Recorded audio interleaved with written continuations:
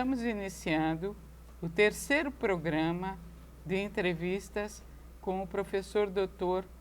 Cláudio Piccolo, da Pontifícia Universidade Católica de São Paulo, dentro do projeto Pensar e Fazer Arte.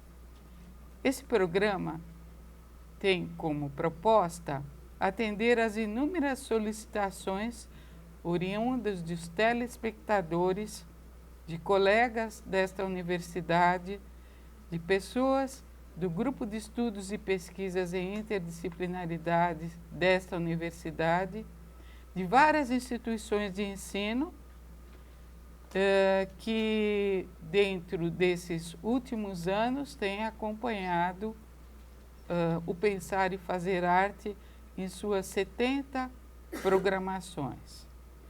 Cláudio Piccolo possui bacharelado em Letras Germânicas e licenciatura em Português, Inglês e Latim pela Pontifícia Universidade Católica de São Paulo. É mestre em Linguística Aplicada e Estudos da Linguagem pela Pontifícia Universidade Católica de São Paulo. Doutor em Educação Currículo pela mesma universidade.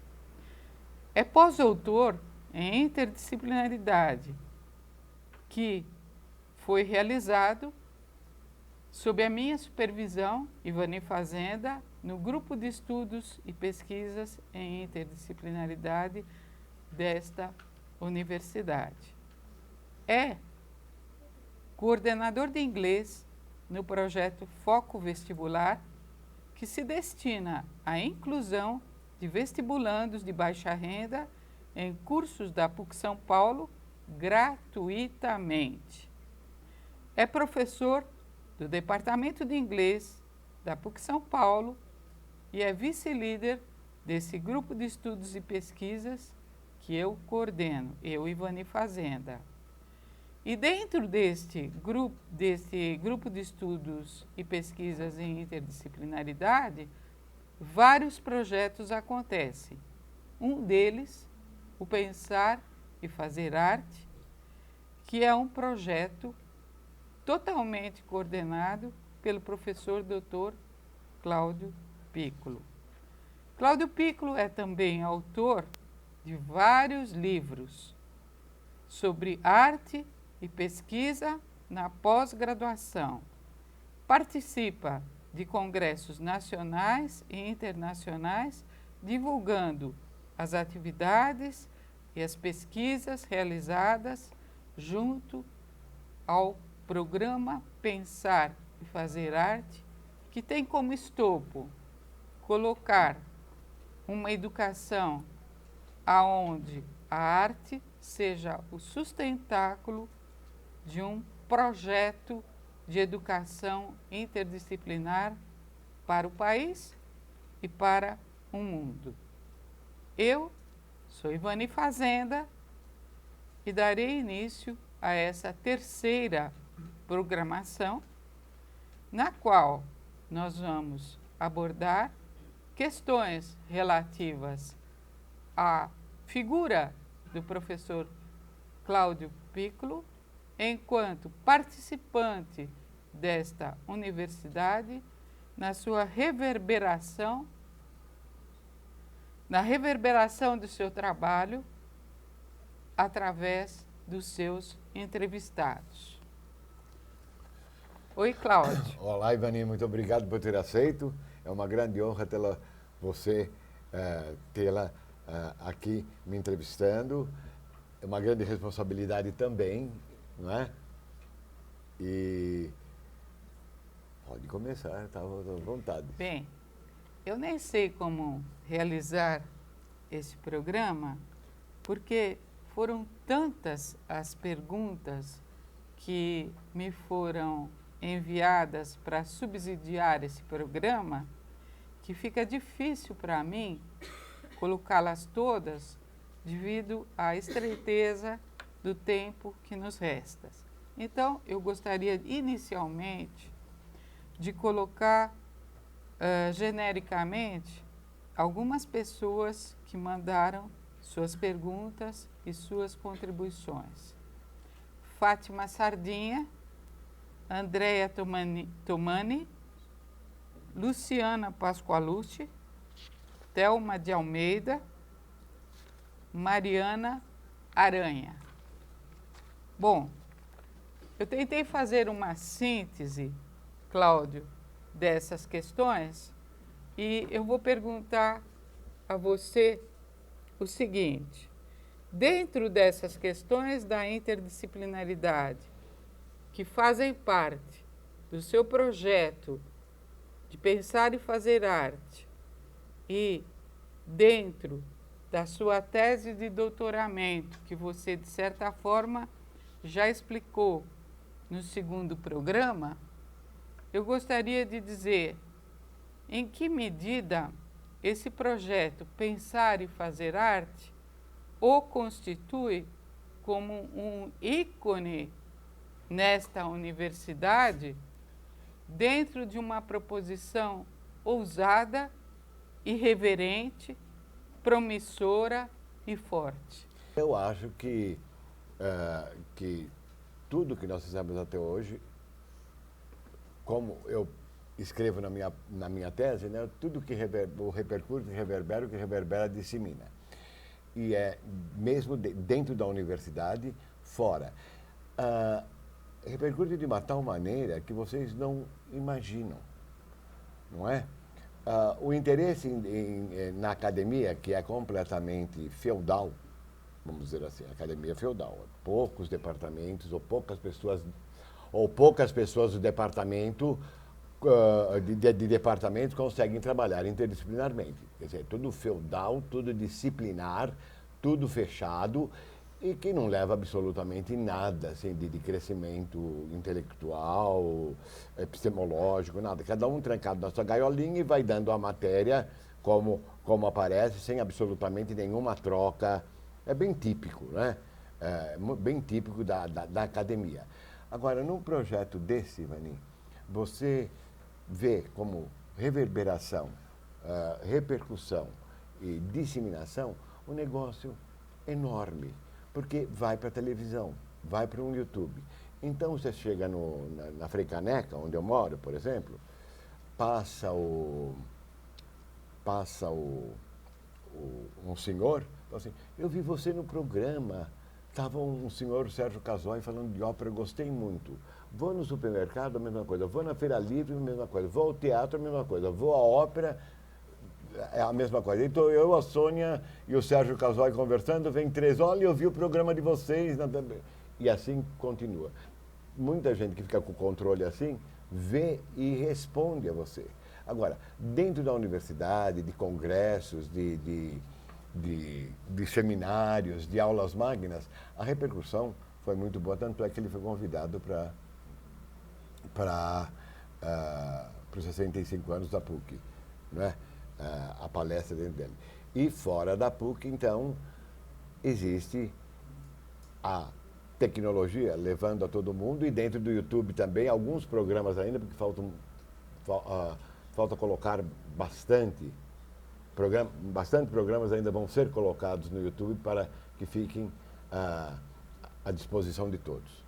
Quer dizer, é quase que um negócio sem fim, vamos dizer assim, entende? Que se continuar, vai cada vez mais crescendo e espalhando elementos da educação, arte e cultura e a prática interdisciplinar, né? Sem ela também não é possível disciplinarmente fazer uma coisa dessa. É um trabalho de muitas mãos. Não existe excelência de um projeto quando o projeto é de um só. Isto não existe. Ser de um só não significa isso, trabalhar sozinho, porque todos trabalham sozinho. Mas estar só, epistemologicamente, na prática e ontologicamente também. Quer dizer, você tem que estar sharing, você tem que estar dividindo. Se isso não acontecer, fica muito, pode até sair trabalho bom, etc, etc. Né? Quer dizer, a solidão ocupa 50% da minha vida. E o fuzuê, vocês imaginam, ocupa outros 50%. Mas a minha solidão não é uma solidão doída, porque dentro dessa solidão é onde eu, sozinho, depois do fuzuê, né, depois de ter muito contato, consigo pôr aquilo em ordem, porque tem aquele momento dentro da pesquisa ou do nosso trabalho que é muito solitário, que a gente tem que ficar quietinho, produzindo tudo aquilo que foi falado, produzindo sua parte, Sônia produz a dela, Vera produz a dela, Márcia produz a dela, Ivani produz a dela, e depois se junta novamente para a apresentação do todo. Então, você toca num assunto que eu acho fundamental. Nós temos uma sistemática no Grupo de Estudos e Pesquisas em Interdisciplinaridade de encontros semanais há muitos anos. Nela, nós já formamos mais de 100 mestres e doutores, com especialização em múltiplas áreas do conhecimento. Só que essas dissertações e teses, em geral, ficam guardadas na prateleira da universidade e são acessadas apenas por alguns acadêmicos que a elas querem se dirigir. Ou dentro de fóruns de discussões sempre de ordem acadêmica, ou quando se é solicitado por algumas secretarias da educação ou outros locais aonde nós temos ido. Agora, o ineditismo desse trabalho, se eu não estou enganada, e você mesmo acabou de dizer, foi pela questão da televisão. Sim. A televisão, um veículo fantástico que nos permite chegar, sei lá, chegar ao mundo todo. Sim. Sim. Então, a nossa responsabilidade É enorme. com isto, ela é acrescida 1000 vezes. E aí, quando eu vejo, Cláudio, o porteiro do meu edifício dizer que assistiu o programa e me viu lá, porque um dos programas do qual eu fiz parte, ele acabou assistindo e ele acabou conhecendo outra faceta minha. E aí, vejam, foram 70 programas já. Já. Todos esses programas, em todos esses programas, as pessoas como eu, que estavam escondidas do grande público, puderam se fazer presentes. Então, a gente sai da academia e vai para o mundo. Sim. Sim. Certo? Então, a pergunta que eu lhe faço e que as pessoas, de certa forma, fizeram, não da forma como eu estou colocando, mas dessa que eu vou colocar agora, nos 2 programas anteriores a esse, você explicou para nós, seu público, a grande importância da arte, não só na educação, mas num processo de cidadania. Claro. E quando eu falo que o meu porteiro pôde frequentar as aulas de um pós-graduação através deste programa, uma pessoa pouco letrada como ele, quase analfabeto, eu percebo a maravilha de você estar neste projeto Pensar e Fazer Arte, que começa aqui na universidade, mas atua no mundo todo. Essa proliferação é fantástica, Cláudio, é maravilhosa. Agora, uma pergunta muito pessoal. Cláudio, o que você tem sentido quando você convida os seus cada um dos seus 70 entrevistados, o que eles trouxeram para você quando eles deram seu sim? Primeiro, eu gostaria de voltar a falar sobre aquela parte de pesquisa na prateleira. Eu acho que a pesquisa na prateleira, que é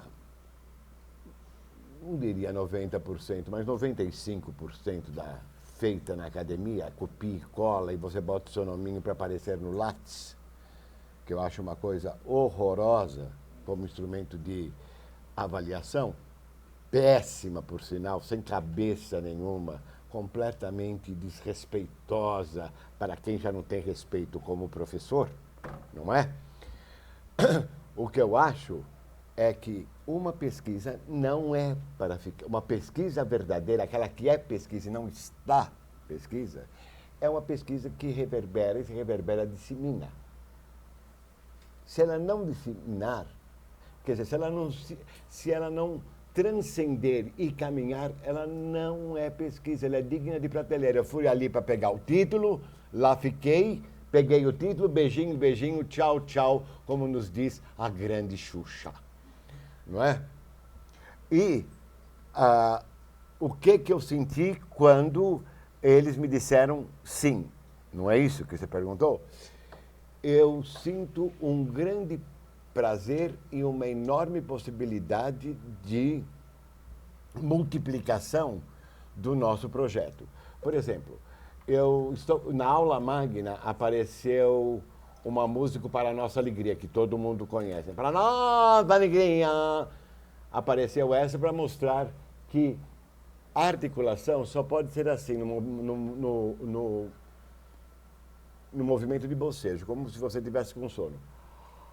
Nunca se põe a boca ao lado, nem do outro, é sempre no yawning movement. E ela não faz isso. Então, eu ponho aquele conhecimento ali e faço daquele conhecimento uma coisa que não se deve fazer,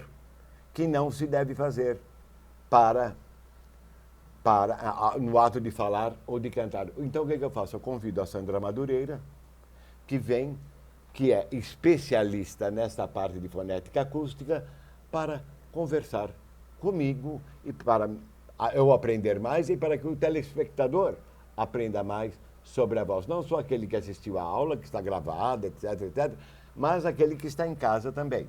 E assim são todas. Por exemplo, aconteceu no Tuca, no semestre passado, Ivani, a apresentação do Hamlet do Tiago Lacerda. E a Ana, maravilhosa, diretora do Tuca, Ana Salles, falou assim, olha, eu vou fazer um debate. Eu falei assim, que tal gravarmos 3? Pensaram, então você faz, maravilhoso. Peguei o Tiago Lacerda e fiz 3 debates. Só que começamos a falar de Hamlet, né? To be or not be, e ele começou humilíssimo. Cuidado, o superlativo de humilde não é humildíssimo, é humilíssimo. Uma criatura maravilhosa, bonito por fora, bonito por dentro. Foi de uma cortesia e de uma gentileza para com os alunos presentes. Então, ele nos falou muito de Hamlet, da apresentação, do que é necessário, dos componentes do living drama que a gente usa sempre em sala de aula, e a repercussão de Hamlet na própria carreira dele, que vai ser Macbeth. Daí eu perguntei para ele o seguinte, quem faz um Hamlet desse pode fazer um Macbeth? Ele falou, sim, pode fazer um Macbeth, mas eu não quero fazer um Macbeth, eu quero fazer a Lady Macbeth. Porque quem cita a ação é ela. E a palavra amor é usada 4 vezes só no livro inteiro. Quer dizer, são nessas reconstruções que você vê que as perguntas se multiplicam e sempre podem ser interessantes. Para aqueles que viram a peça, para aqueles que leram a peça, para os nossos alunos do Departamento de Inglês da Universidade Católica, para as pessoas amantes de teatro e de literatura e para os fãs ardorosos de Shakespeare também. Quer dizer, é uma grande satisfação, Ivani. E é assim que ela vai. Sérgio Cazói, a mesma coisa. Quando eu o trouxe, depois da apresentação do Barbeiro de Sevilha e a Sociedade da Época. O Mário Zacher para falar do coro de ópera, porque em todas as nossas apresentações a ópera entra. O Mauro Peron, do Departamento de Geografia, falando do cinema numa lecture belíssima. A Mara, do Departamento de Direito, falando da linguagem do cinema dentro do ensino de direito, porque ela não abre o código, ela não é essa professorinha de direito que chega e fala assim, de acordo com vamos lá, de acordo com Não, ela não é. Graças a Deus, pelo menos, ela mostra, através do filme, ela aproxima o enredo do filme, a história do filme, o contexto e situação, a lei que ela vai ter que, é o que eu faço com fonética, a lei que ela vai ter que tratar no código, vamos dizer assim. E ela, através de similaridades, dissimilaridades, vai juntando até que o aluno chegue à lei, discuta a lei e não esqueça, porque lembra do objeto artístico dentro de sala de aula. Isto é uma maravilha. Agora, cuidado, tem uma grande pergunta. Se vocês quiserem se aventurar neste mundo da não disciplinaridade, mas da interdisciplinaridade, sem abandonar, logicamente, a sua disciplina, é trabalho. Isso requer muito trabalho de mão mesmo, físico. No teatro, por exemplo, eu cheguei a ir para casa, examinar álbuns de fotos, porque a peça era do século XIX, já fui à feira da antiguidade, comprei roupa com meu dinheiro, fizemos a coisa, fomos para Assis e ganhamos prêmio lá, não é, velho? Quer dizer, por que isso dentro do nosso departamento? Porque existem 2 pessoas ou 3 pessoas lá dentro que sabem trabalhar interdisciplinarmente. Nós saímos 1h da manhã daqui depois de sexta-feira. Por quê? Porque realmente é isso, precisa de trabalho. Uma pergunta da Ecleide, na defesa do meu doutoramento, da Ecleide Furlaneto. É Furlaneto, né? Furlaneto. Furlaneto. Eu sempre confundo. Ela me fez uma pergunta na tese de doutoramento que eu nunca vou esquecer. Foi a seguinte: Cláudio, depois de tudo isso, o que é que você gostaria que eu te perguntasse e que resposta você me daria?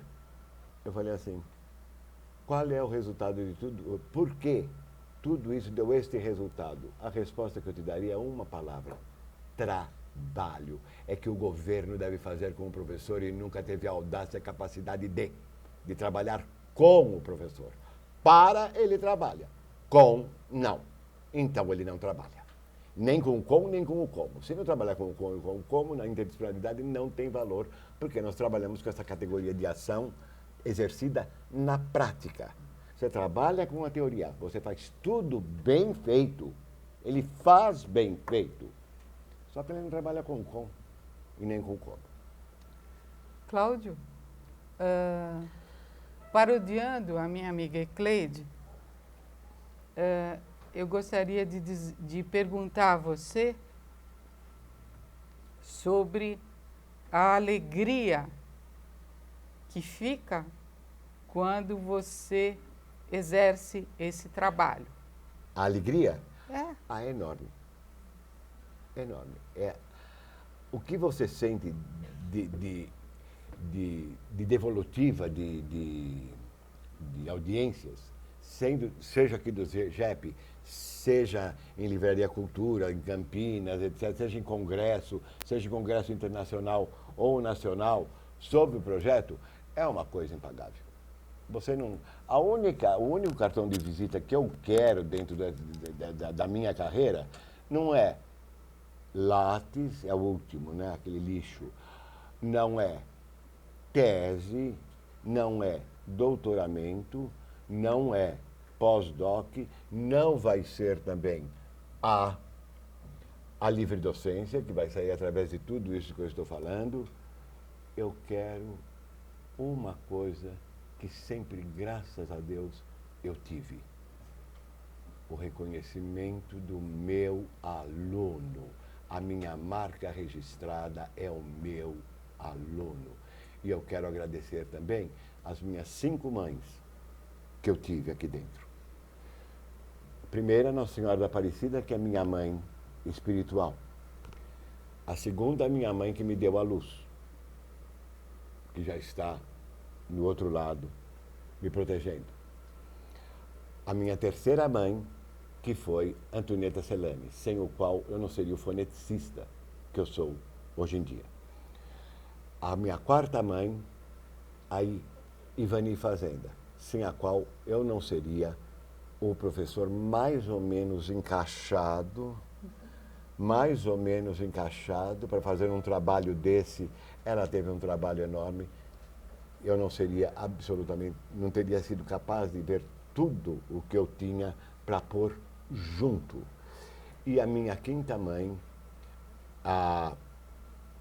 aquela que realmente me ensinou desde o comecinho a botar as coisas juntas, que foi a Mrs. Howard, a minha primeira professora de inglês, aos 6 anos de idade, juntamente com o seu marido, Henry Howard, e vários outros professores que foram brilhantes dentro dessa universidade, como Celestino Correia Pina, Fernando Segolin, Lucrécia D'Alessio Ferrara. Eu não poderia ter melhores professores, coisa que eu não encontrei fora, nem 1 milímetro de aula que pudesse ser comparada à aula deles. Não encontrei. Encontrei gente muito boa, mas os meus realmente eu tive uma grande sorte de ter, dentro do mesmo lugar, dentro da Pontifícia Universidade Católica, essas pessoas como meus mestres, meus guias, aos quais eu só posso apresentar os mais sinceros agradecimentos, a mais sincera gratidão por terem feito de mim o profissional que eu sou hoje. E encerrando com Maria Callas, eu gostaria de falar uma outra frase dela que é maravilhosa, que é a seguinte: eu posso fazer o meu melhor, I can do my best, but more than my best, I cannot promise. Eu posso fazer o meu melhor, mas mais do que o meu melhor, é impossível falar, não é? Então a gente vai fazendo o melhor que a gente pode, esperando continuar com essa grande aventura epistemológica, praxeológica e ontológica dentro do que nós chamamos interdisciplinaridade. Muito obrigado a todos.